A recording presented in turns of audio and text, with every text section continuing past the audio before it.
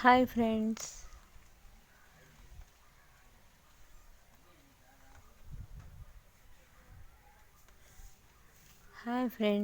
నేను ఉగాది రోజు ఆ రోజు నుంచి 12 రాసుల వాళ్ళకి రోజుకొక రాసుల చొప్పున రోజుకొక రాశికి ఏ విధంగా ఉంటుంది ఈ సంవత్సరము చెప్తా.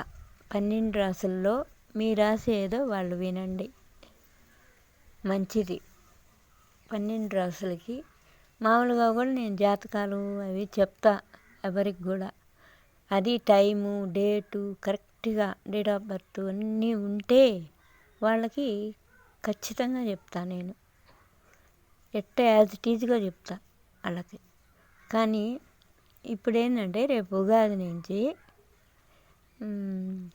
మేషరాశి ఎట్టుందో చెప్తా ఒకరోజు, పక్క రోజు వృషభం. ఆ విధంగా మీ నక్షత్రాలు వాటిల్లో ఉండి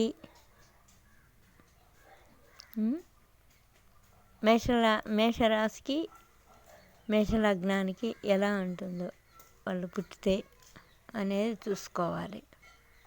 అందుకని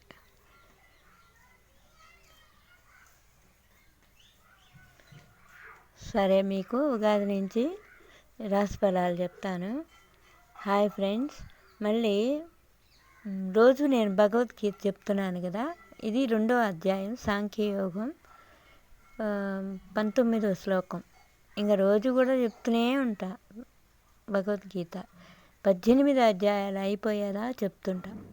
ఎంతో మంచిది, వినండి భగవద్గీత. కృష్ణుడు ఆ రోజుల్లో అర్జునుడికి ఉపదేశించింది మొత్తం మనకి భగవద్గీత పుస్తక రూపంలో ఇచ్చారు. అది వినాలని నేను విశదీకరిస్తున్నాను కదా, శ్లోకం చదివి దానికి తాత్పర్యం కూడా చెప్తున్నా.